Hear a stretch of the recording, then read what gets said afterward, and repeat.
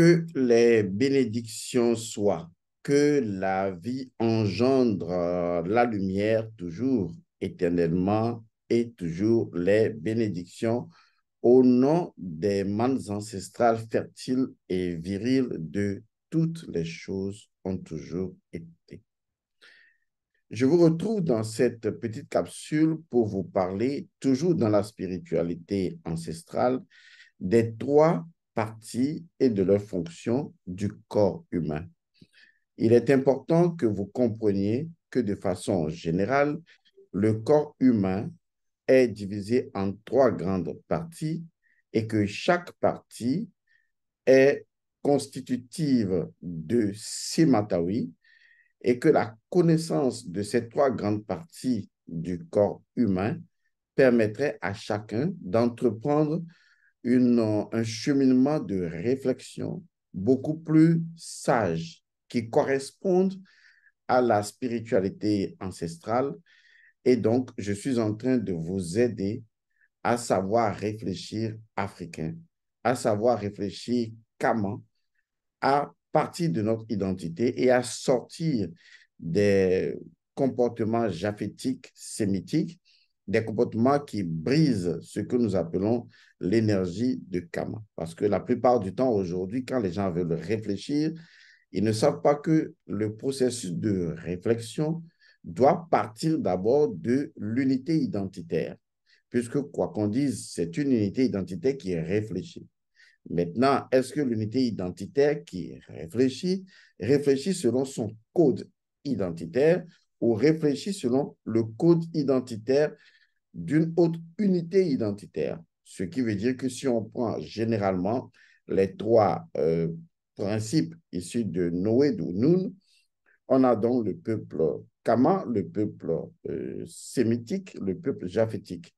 Alors, si on prend l'unité japhétique en tant qu'unité de réflexion, il y a un process de réflexion qui engage l'unité japhétique. C'est une structure énergétique. Même chose pour le peuple sémitique et naturellement, même chose pour le peuple de Kama. Et donc, est-ce que vous voulez réfléchir en tant que Kama ou vous voulez réfléchir en tant que japhétique ou sémitique? C'est à vous de choisir. C'est pour cette raison que cette connaissance va vous aider à réfléchir comme vos ancêtres, nos ancêtres auraient réfléchi s'ils étaient encore à notre place. Et donc, la connaissance de ce trilogique, de ce triptyque humain permettrait donc à chacun de dire, maintenant, je sais comment me maîtriser, comment réfléchir, engager un processus de réflexion. Et c'est ainsi que je peux me retrouver toujours dans l'identitaire de Kama sans perdre mon identité. Est-ce que c'est compris, c'est clair? Maintenant, allons-y tout simplement. Je dis en parenthèse que normalement, et je le répète encore normalement une troisième fois, normalement, tout peuple qui veut être équilibré doit réfléchir selon ce process, qui est un process fondamentalement kamite, qui est lié fondamentalement au comportement de la glande pinéale, donc de l'œil spirituel. Donc, normalement, chaque peuple doit réfléchir selon ce process. C'est un process de la nature qui fait que c'est comme ça que vous réfléchissez pour être, pour acquérir, entre autres, ce qu'on pourrait appeler la sagesse de Salomon. Maintenant que ceci est dit et que nous savons que la réflexion équilibrée, mahatique, suit un process bien clair et que ce process est ce que nos ancêtres avaient, qui consiste donc à réfléchir à partir du process Kama, ensuite du process, disons, sémitique et du process japhétique. Ce sont des identités énergétiques. À partir du moment où on comprend ces principes qui sont liés à notre Nun, à notre sang profond, et qu'on réfléchit de façon chronologique ou hiérarchique, alors on se sent vraiment équilibré. Maintenant, trêve de discours, rentrons dans le fondement des choses. Sachez avant tout que toutes les trois parties du corps humain sont liées par la même règle d'or. Cette même règle d'or, c'est la règle de Sema-Tawi. Il est important de le savoir. Autrement, on n'aurait pas cette réconciliation on n'aurait pas cette unité au niveau de ces trois parties. Ces trois parties sont des parties de dualité, des binômes indispensables à l'équilibre. C'est des parties qui sont reliées comme étant des jumeaux. Il est important également de garder ça à l'esprit, puisque c'est ce qui constitue, Sematawi, l'équilibre du monde. Maintenant, quelles sont ces trois parties? Ces trois parties, nous allons les nommer d'abord en spiritualité ancestrale par des binômes. La première partie, c'est la partie liée donc à Isis et à Osiris. Cette partie est primordiale et constitue le fondement. Ensuite, il y aura la deuxième partie qui est liée, la deuxième partie du corps bien sûr, qui est liée toujours à un binôme Sematawi, unité réconciliation. Il s'agira donc de Horus et de Djéouti, qui sont également Sematawi. Et il y aura donc une troisième partie, très importante d'ailleurs, qui sera naturellement liée à une troisième dimension, à savoir justement, toujours Sematawi, il s'agira toujours du dieu Seth et du dieu Anubis. Vous voyez, tout est parfait. Maintenant que cela est bien situé, rentrons dans le détail de ces trois parties qui constituent également un processus de réflexion équilibré identitairement parlant. La première partie de notre organisme, enfin de cette trilogie dont je parle, la première partie est la partie fondatrice, fondamentale, qui est appelée la partie de la force, qui est appelée la partie Isis-Osiris, c'est le cœur. C'est important de comprendre que le cœur est Osiris-Isis. C'est important de comprendre ça. Et le cœur est divisé naturellement en deux parties, la partie gauche du cœur et la partie droite du cœur. Et les deux parties interagissent naturellement toujours dans la Mahat, puisqu'il ne peut jamais y avoir de Sematawi sans la Mahat. Donc, la première partie de notre corps, dans les trois parties que je vais citer, la première partie qui est associée donc à Isis et à Osiris, c'est le cœur, c'est le domaine de la force. Vous devez rechercher la force. La force, c'est le domaine de la transcendance, mais c'est également le domaine dans lequel nous sommes en communion. Et le langage du cœur est différent des autres langages. Et ce langage du cœur, qui est un langage profondément mahatique, profondément instantané, parce que le langage du cœur, c'est le langage de l'amour, c'est également le langage de la magie de la nature. C'est un langage qui est lié à la force, qui nous fait comprendre le pourquoi d'une chose et dont nous sommes forcément dans le principe premier d'une chose. C'est là où se trouve la force de tous les principes premiers. D'ailleurs, Osiris est la force de tous les principes premiers. Osiris est le principe de tous les principes premiers. Donc, lorsque vous voulez engager une réflexion identitaire, équilibrée, mahatique, la première partie qui doit démarrer cette réflexion, c'est le cœur. Le cœur repose sur la communion. C'est important de savoir que dans le cœur, nous communions tous ensemble dans un langage appelé le langage de la nature. Et dans ce langage, tous les êtres communient. C'est une forme de communion dans laquelle tous les êtres se comprennent, s'entendent, vivent dans la connaissance instantanée les uns des autres, sans aucun besoin de langage ou de quelque réflexion que ce soit. On parle du savoir instantané. Dans le cœur, les choses se savent. Dans le cœur, les choses se sentent. Dans le cœur, les choses se vivent. Donc, je vous vis et vous me vivez. Nous nous vivons. Il n'y a besoin d'aucun langage pour ça. C'est la source de tous les langages et c'est la source de toutes les langues.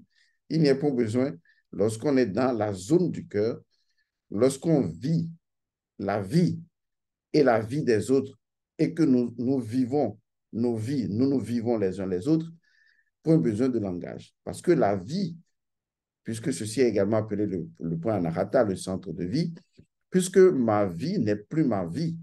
Ma vie est toujours la vie universelle qui est capturée par une compréhension de moi, mais demeure toujours une vie qui ne m'appartiendra jamais, qui est toujours en dehors de moi.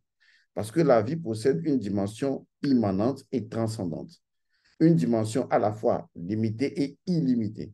Et donc, cette double dimension de la vie fait que ma vie ne peut être séparée de votre vie parce que rien de matériel, d'existentiel ne peut garder prisonnière la vie. La vie se conserve dans une forme, mais la vie transcende en même temps cette forme. Ce qui fait que, bien que je suis une unité de vie, je communie avec toutes les unités de vie. Les vies se vivent, les vies se sentent, les vies se connaissent. C'est ce qu'on appelle la magie de la vie, puisque c'est là où se trouvent tous les principes premiers de toutes les choses existantes dans le tout. C'est le cœur. Lorsqu'on veut réfléchir par le cœur, on veut réfléchir par le ressenti. On veut réfléchir par le fait de vivre l'autre. On veut partir donc de la communion qu'on a déjà.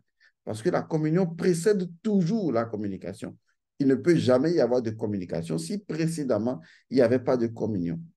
La communion suppose donc que nous avons des éléments d'entente, des éléments, des principes qui font que la communication sera possible. Si deux portables peuvent communiquer ensemble, c'est que ces deux portables ont déjà des éléments de communion en commun qui rendent la communication possible. Et donc, cette zone du cœur est le point de départ. Il faut vivre les gens, il faut ressentir les gens. Il faut toujours se poser la question de savoir, est-ce que ce que je veux exprimer, ça vient de mon cœur? Est-ce que c'est mon cœur qui dicte la force, qui dicte la loi, le principe? Est-ce que c'est mon cœur qui ouvre l'engagement à la parole? Est-ce que c'est mon cœur qui parle? C'est important de savoir cela. Est-ce que c'est mon cœur qui parle? Parce que quand c'est votre cœur qui parle, vous serez toujours dans la sagesse. Quand c'est votre cœur qui décide de parler. Ça, c'est le domaine de la force, le domaine de Isis et d'Osiris. Et la force est votre. Nous sommes tous forts grâce à notre thymus, grâce à notre zone du cœur, qui est également encore liée à notre système disons, de sympathie au niveau de notre grande sympathique, qui est encore liée, comme je le disais tantôt, à notre thymus, qui est le véritable système de défense de notre organisme et de transformation. À partir de cette zone, tout, absolument tout est possible. Et enfin, c'est dans le cœur que se trouve l'esprit. C'est vrai que l'esprit est partout, dans toutes les parties du corps, mais l'esprit discute instantanément avec le cœur, ce que l'esprit ne fait pas avec le mental. La rencontre entre le cœur et l'esprit est instantanée. Les discussions sont instantanées. Il n'y a point de discussion. L'esprit sait. À travers le cœur, on sait. C'est pourquoi l'amour, qui est donc le principe premier de tous les principes, l'amour est le fondement de la magie, puisque la Heka, vous voyez, c'est le fait donc de relier dans l'unité d'amour tous les principes universels de la création. Et c'est dans cette interaction d'amour que Isis agit et fait agir sa magie. Il n'y a pas de magie sans amour. D'accord? Tout comme il peut y avoir de magie noire sans la haine. Donc, la magie, son fondement, c'est l'amour. Que ce soit la magie noire ou la magie blanche, puisque la haine est toujours une forme d'amour, puisque les extrêmes se touchent selon le principe. Donc, vous avez compris, vous devez d'abord mettre en avant le cœur, parce que c'est le cœur qui comprend la nature. Le cœur comprend le langage de la nature. Parce que pour le cœur, tous les éléments de l'existence sont des enseignements, des informations que le cœur connaît, que le cœur comprend. Est-ce que vous voyez? Appelez cela la connaissance instantanée de l'esprit. C'est dans le cœur. C'est important de le savoir. La deuxième grande partie, et cette partie, c'est le binôme Sematawi, Isis, Osiris, qui représente la dimension du cœur. Ensuite, il y a une deuxième dimension, en dehors de la force qu'est le cœur, une deuxième dimension qui est liée naturellement au pouvoir. Qu'est-ce que le pouvoir? C'est l'exercice de la force. Lorsque la force est exercée, eh bien, on parle de pouvoir. Et dans cette zone de pouvoir, on retrouve donc le pouvoir régalien, le pouvoir aurien. Et ce pouvoir aurien ne peut être exercé que par un double standard. Il s'agit donc du dieu Horus et du dieu Djéouti. Ce sont les deux qui constituent donc la dimension mentale ou la dimension de l'exercice de la force, ou si vous voulez, qui constitue le pouvoir. Vous comprenez donc que supérieur au pouvoir est la force. Détenir le pouvoir sans la force est une erreur. Je parle bien sûr de la force de l'amour. C'est important. Donc, détenir le pouvoir sans la force est une erreur. Or, malheureusement, la plupart des souverains aujourd'hui ou des présidents détiennent des pouvoirs, mais sans force. Et donc sans connaissance des principes premiers des choses dont on veut exercer le pouvoir. Est-ce que vous voyez, c'est comme le pouvoir qui est exercé par le peuple donne le pouvoir à quelqu'un qui l'exerce en son nom. Le peuple, c'est un ensemble de principes premiers, donc constituant la force, qui donne à un individu l'exercice d'utilisation de cette force, que cela devient le pouvoir. Donc le pouvoir n'appartient pas à celui qui l'exerce. C'est pour cette raison que le pouvoir n'appartient jamais à personne. Celui qui un jour se réveille un matin et dit le pouvoir m'appartient, il va échouer. Parce que la nature même du pouvoir est de ne appartenir à personne. Le pouvoir appartient uniquement à la force. En dehors de la force, le pouvoir n'appartient à personne, à aucun individu. Quand un individu commence à dire le pouvoir m'appartient, eh bien, cela sombre dans la dictature et à un moment donné, eh bien, c'est lui qui se perd. Parce que le pouvoir le corrompt et le pouvoir absolu va le corrompre absolument. Parce qu'il y a une chose que le pouvoir fait de façon extraordinaire, c'est de vous perdre. Jusqu'à la dernière heure, le pouvoir fera tout pour vous perdre parce que vous avez décidé de la posséder. Toute personne qui veut posséder le pouvoir va perdre et le pouvoir va le perdre parce que le pouvoir ne peut jamais être possédé. Le pouvoir peut être exercé, mais ne peut pas être possédé. Il y a une grande différence. On peut exercer le pouvoir, mais on ne peut pas posséder le pouvoir. Non, ce n'est pas possible. La seule identité qui possède le pouvoir, parce qu'il est à l'origine du pouvoir, c'est la force. Et la force appartient à Osiris et à Isis. La force appartient à la nature. La force appartient à tous les principes premiers qui donnent à un seul individu ou à un seul principe l'autorisation de l'exercer, devenant ainsi l'exercice de la force, c'est-à-dire le pouvoir. Et donc, c'est au niveau donc mental que s'exerce le pouvoir, que s'exercent les stratégies de pouvoir, que s'exercent les décisions, que s'exerce également le verbe, la capacité à promulguer des lois, à énoncer des lois pour l'exercice du pouvoir. C'est en ce sens que Djéouti, associé à Horus, sont Sématawi dans la zone de pouvoir, toujours en présence naturellement de la Maat. Il faut le comprendre. Donc, si vous commencez d'abord par la communion que vous donne le cœur et qu'ensuite vous allez dans la zone de l'exercice de la force qu'on appelle le pouvoir, où vous retrouvez les deux identités, à savoir Horus et Djéouti, et que vous présentez leur compréhension symbolique, vous pouvez mieux réfléchir. Parce que chaque décision que le pouvoir veut prendre, le pouvoir doit soumettre cette décision d'abord à la force. Le pouvoir doit soumettre cette décision à la communion intérieure, à Osiris et à Isis. Autrement, le pouvoir part et échappe au contrôle de la force, ce qui va naturellement conduire à la catastrophe. Et donc, dans l'exercice de ce pouvoir, vous devenez un individu clairvoyant, intuitif. Parce qu'avec Djéouti, l'intuition, vous voyez, instantanée, et avec le mental ou l'exercice direct associé naturellement à Horus également, vous serez équilibré. Ça veut dire que le lien entre Isis, Osiris et l'exercice d'Horus, ou pas Horus, ce sont des principes en vous, c'est justement Djéouti, qui est l'oracle. Ça veut dire que normalement, l'initiation à l'oracle est une très bonne chose.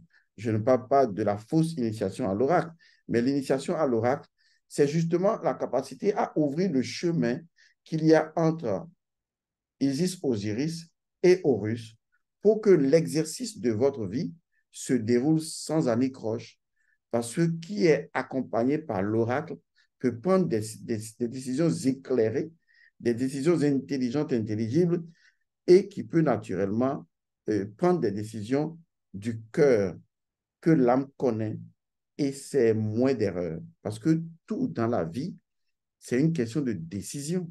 La chose la plus difficile à faire, c'est le choix.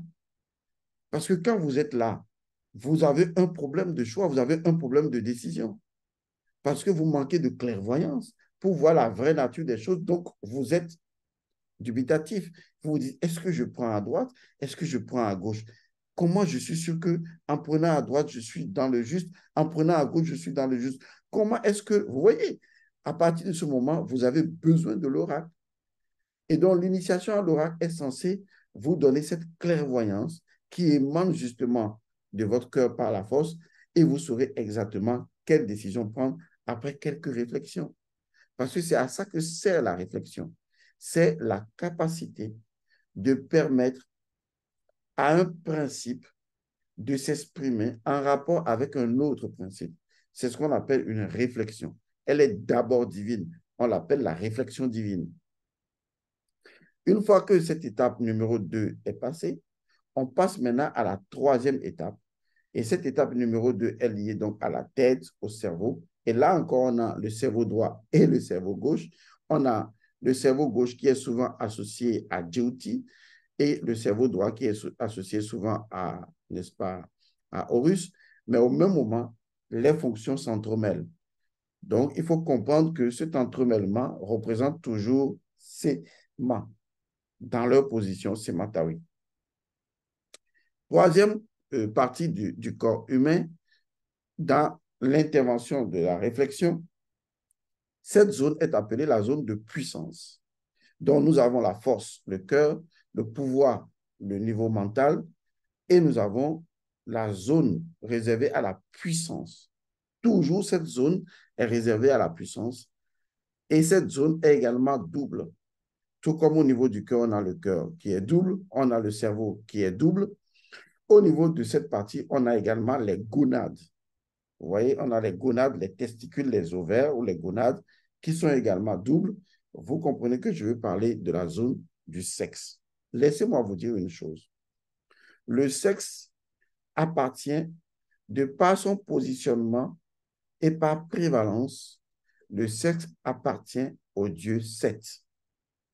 C'est d'ailleurs pourquoi le dieu Seth est toujours associé aux testicules. Il représente les gonades, par opposition au dieu Horus, qui exerce l'autorité d'Isis et d'Osiris, qui est lié donc à l'œil spirituel exercé dans la dimension crânienne, et donc qui représente le pouvoir. Le dieu Seth représente les testicules et le dieu Horus représente l'œil d'Horus. Ce qui veut dire que quand vous allez dire sexe, automatiquement, c'est le sexe. C'est d'ailleurs pourquoi le dieu Seth a un nom très fortement sexuel. On l'appelle le grand de puissance. Parce que justement, la zone dans laquelle se trouve le sexe est la zone de la puissance. C'est important de comprendre ça. C'est pourquoi cette zone sera appelée également la queue. Or, la puissance des reptiles se trouve au niveau de la queue. Et donc, dans cette zone, on a deux divinités qui sont Sématawi. Il s'agit donc du dieu Seth en Sématawi avec le dieu Anubis. Parce que Anubis est justement dans cette zone qui est également associée au monde souterrain. Cette zone de réflexion, malheureusement, est ce qui conditionne certaines personnes à la réflexion. Il y a des gens qui réfléchissent à partir de la zone de puissance. Il y a des gens qui ne réfléchissent qu'à partir des bas instincts et surtout, naturellement, des bas instincts sexuels.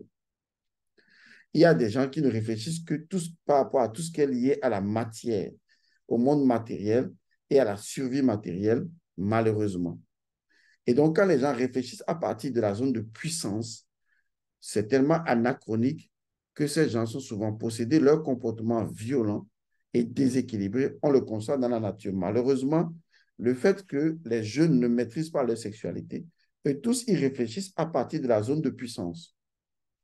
Et quand on trouve de l'argent, eh bien, on agit toujours à partir de cette zone de puissance.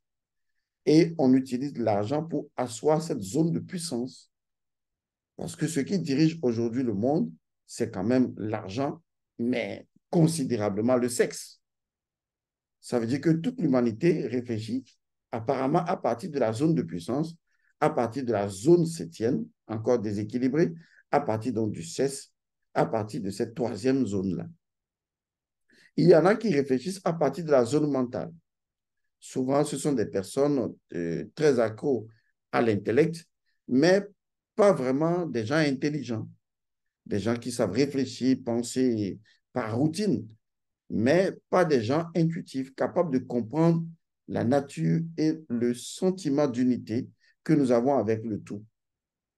Alors que ceux qui réfléchissent à partir de la zone de puissance sont pires que ceux qui réfléchissent à partir de la zone de réflexion uniquement. Et quand les deux s'activent, zone de réflexion et zone de pouvoir et zone de puissance, sans aucune maîtrise, ça engendre le chaos dans le monde aujourd'hui. Regardez comment les journalistes dans le monde entier interviennent et parlent.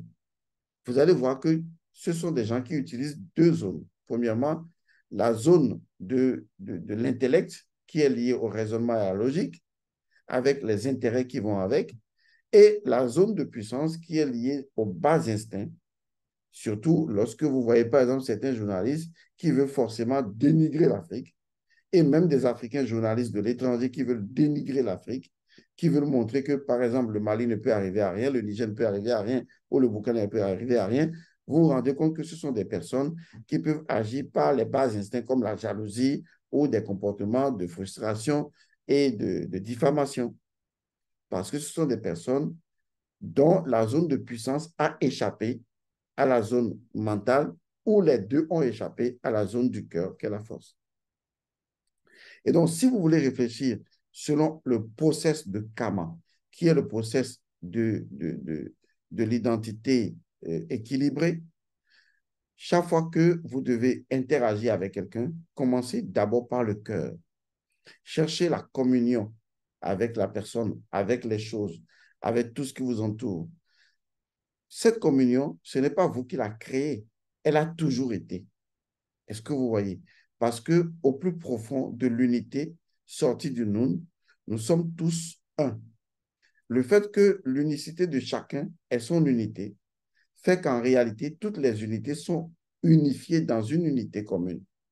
Ce qui veut dire que votre unité, par similitude, est obligée de vibrer d'accord principe avec toute forme d'unité.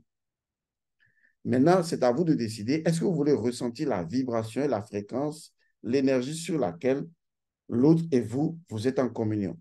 Si vous ressentez cette énergie, voilà, formidable. Ça veut dire qu'avant de penser, vous avez communié d'abord avec la personne, avec la situation, avec les choses, et que de cette communion, vous voulez engager une communication. Est-ce que vous voyez? C'est important. Et de cette communication, vous engagez naturellement une décision. Et de cette décision, vous posez des actes concrets. Donc, faites toujours de telle sorte que la zone du cœur ne vous échappe point, parce que c'est la zone de la force. C'est également la zone du calme. Est-ce que vous voyez? Parce que si vous êtes calme, vous êtes forcément dans la zone de la force, parce que vous êtes serein, vous êtes calme. Par contre, si vous êtes emporté et agité, ça veut dire que vous êtes dans la zone du mental.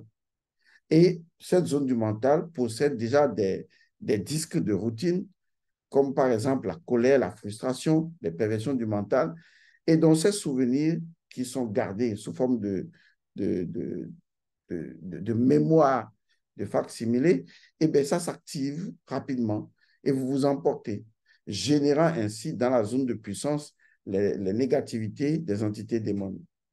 Vous comprenez alors que si vous maîtrisez votre zone du cœur, cette maîtrise va rejaillir donc sur la zone du mental et cette zone du mental va rejaillir sur la zone de puissance Et par conséquent, vous serez une personne équilibrée dans le 6, équilibrée dans les 3 zones, équilibrée dans le cœur par la force, équilibrée dans Djéouti et Horus, équilibrée donc dans Anubis et Seth. Donc, vous avez Sematawi, vous avez Sematawi et vous avez Sematawi. Est-ce que vous commencez à comprendre? Donc, n'inversez pas. Ne pensez pas d'abord avec la puissance ni avec le pouvoir, non. Pour identifier le pouvoir, c'est le contrôle. Ce que le pouvoir cherche à faire, c'est le contrôle. Le contrôle est différent de la maîtrise. Osiris, Isis, c'est la maîtrise. C'est quelqu'un qui sait que dans toutes les choses ont toujours été, eh bien, c'est ainsi que la force a toujours dominé le pouvoir. Et il en sera toujours ainsi. C'est pourquoi Osiris n'est absolument jamais inquiété, parce qu'il est moulé dans la malle, il sait que les principes fondamentaux de la vie gagnent toujours selon la loi du supérieur crée et gère le monde inférieur. Et donc, il est serein. Et il sait qu'à une loi supérieure, il y a une autre loi supérieure. Et cette transcendance qu'est Osiris est ce qui calme l'individu, car devant un obstacle, l'individu recherche toujours la transcendance. Toujours la transcendance. Donc, il est dans la sérénité. Il est calme. Et c'est dans le calme que se trouve la force.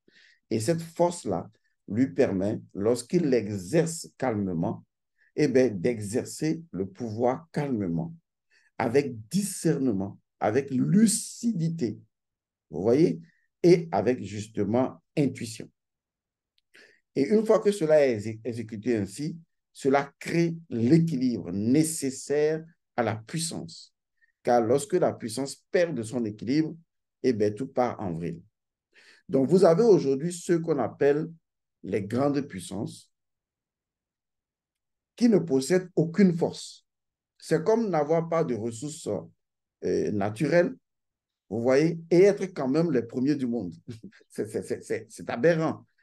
C'est ça l'exercice des grandes puissances. Nous n'avons pas les matières premières, mais nous sommes les grandes puissances. C'est une aberration, mais que l'humanité a accepté par bêtise. Parce que la force est détenue par les gens qui détiennent les premières ressources minières, les premières ressources matérielles, les ressources de la terre. C'est ceux-là qui ont la force.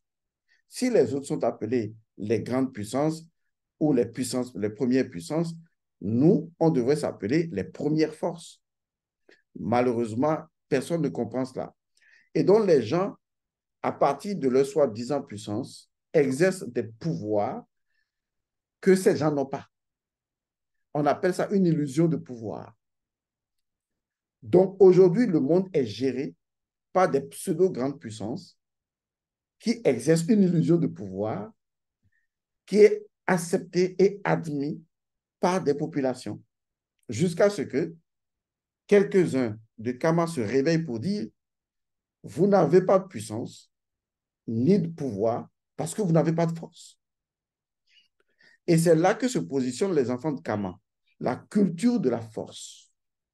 Et à partir du moment où calmement la force s'installe et que la force s'impose, ni le pouvoir ni la puissance n'ont plus rien à dire. Donc l'Afrique doit rechercher aujourd'hui la force.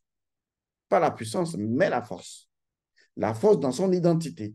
Parce que c'est dans l'identité que se trouve la force. La force dans son identité. Et ce qui caractérise l'identité et l'identitaire africain, c'est le monde spirituel.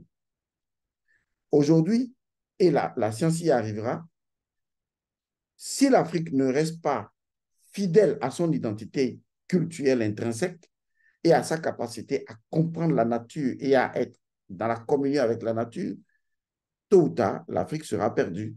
Parce que nul ne peut évoluer sans son identité. L'identité africaine, c'est la mélanine. Or, la mélanine est la communion de tous les êtres de la nature. Ce qui fausserait l'identité d'un Africain s'il sortait de cette force, de cette communion, s'il sortait donc d'Osiris. Car retrouver, regrouper les morceaux du corps d'Osiris, c'est justement la communion de tous les principes. Maintenant, je vous ai guidé un tout petit peu pour que vous commenciez à retrouver votre identité, à réfléchir selon l'identité comme cela devrait être et à retrouver votre équilibre. Et chaque fois, vous posez la question de savoir, est-ce que je suis en train de réfléchir à partir du pouvoir, à partir de la puissance, ou suis-je en train de réfléchir à partir de la force?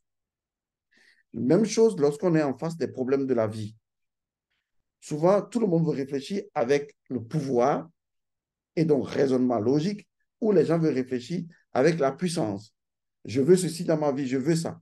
Mais personne ne veut savoir pourquoi est-ce que la chose est telle qu'elle est.